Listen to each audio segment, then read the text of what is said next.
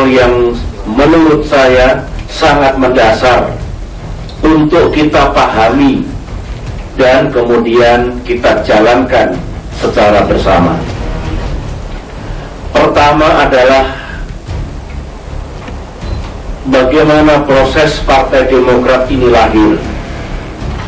Meskipun setelah berdiri secara formal saya tidak berada di dalamnya, tetapi sejarah mencatat, Allah Subhanahu wa Ta'ala mencatat bahwa saya memang yang mendorong lahirnya Partai Demokrat yang kita cintai.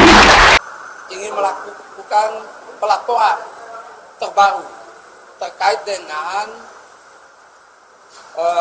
pemalsuan akta otentik anggaran dasar anggaran rumah tangga pendirian anggaran dasar rumah tangga Partai Demokrat, ya, tentang pendirian, di mana di dalam anggaran dasar rumah tangga Partai Demokrat tidak terdapat nama Susilo Bambang Yudhoyono sebagai ketua sebagai pendiri Partai Demokrat.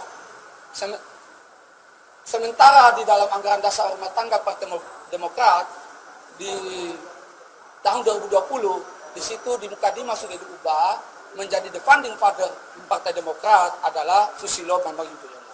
Nah, ini tidak benar. Untuk itu saya bersama tim diberi kuasa 8 orang, ya, kader Partai Demokrat, ya, merasa dirugikan hak-hak hukumnya sebagai kader karena adanya dugaan pemalsuan akte, ya, pendirian Partai Demokrat. AHY makin jatuh, dilaporkan ke polisi diduga palsukan akta pendirian Demokrat.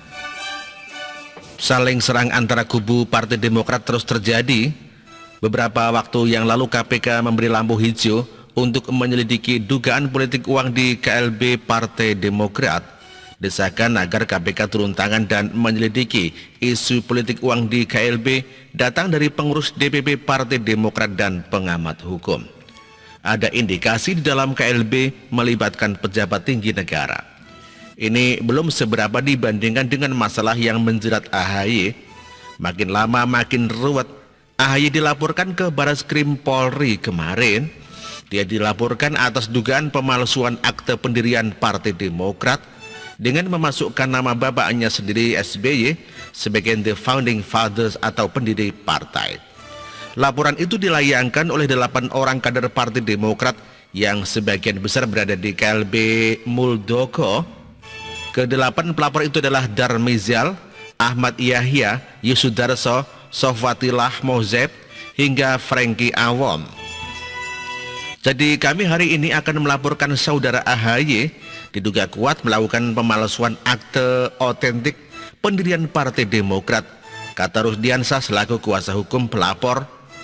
Tahun 2020 AHY diduga memalsukan akte otentik pendirian Partai Demokrat dengan mencantumkan SBY selaku ayahnya sendiri sebagai pendiri Partai Demokrat. AHY dituduh melakukan perubahan akte pendirian Partai Demokrat di luar forum Kongres.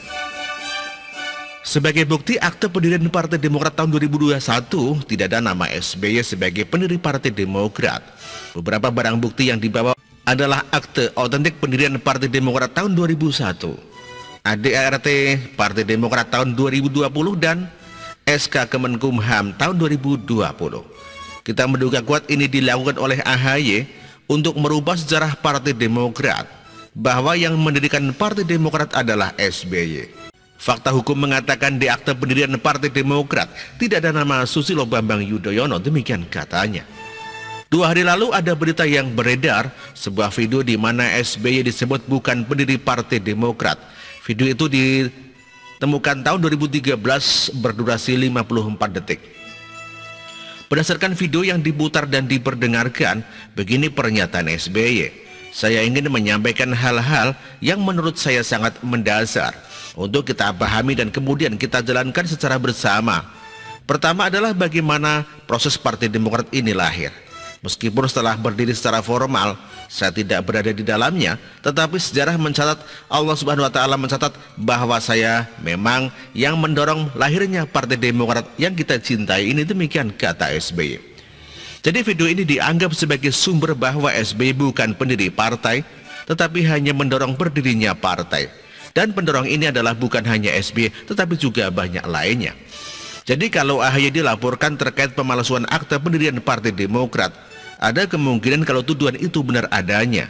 Dan kalau memang terbukti maka AHY bisa dalam masalah besar. Bukan secara hukum tapi posisinya berada dalam bahaya besar. Yang membuatnya makin ruwet adalah SBY yang ditunjuk sebagai Ketua Majelis Tinggi Partai. Isi ADART pun bermasalah.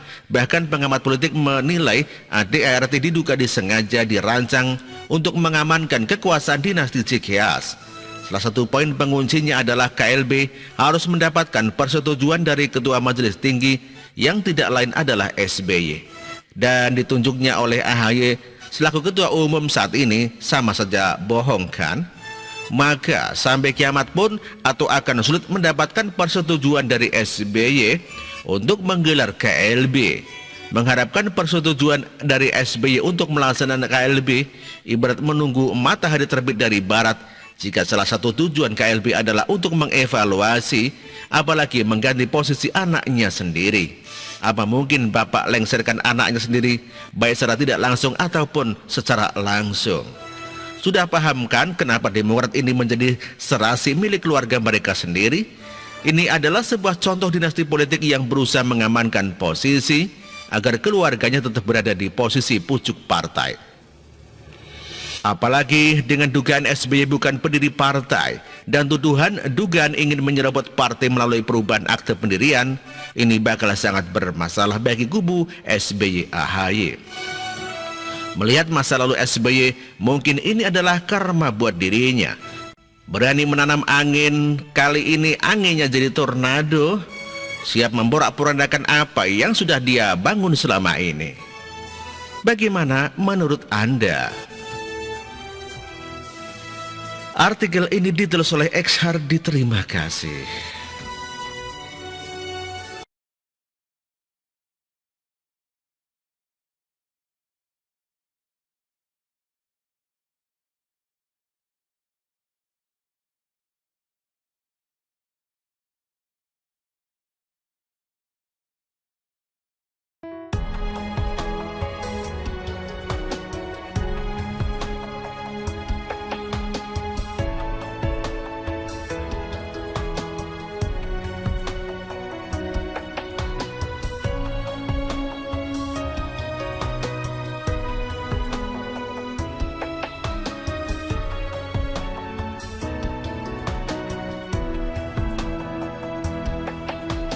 Bersih, jujur dan merakyat, berbuat demi masa depan kami. Sosok pemimpin tegas pemberani.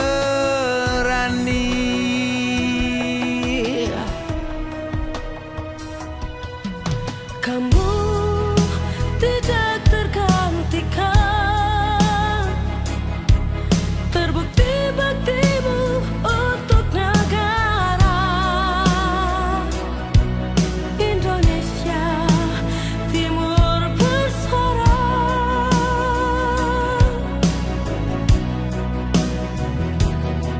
Siang dan malam kau bekerja demi anak bangsa. Jangan menyerah, rakyat mendukungmu.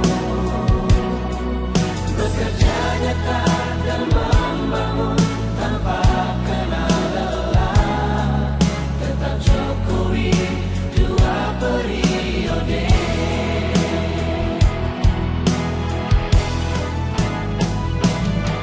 Ayo Jokowi, rakyat mencintaimu. Pilih Jokowi, Indonesia kejar. Ayo Jokowi, rakyat selalu berdoa.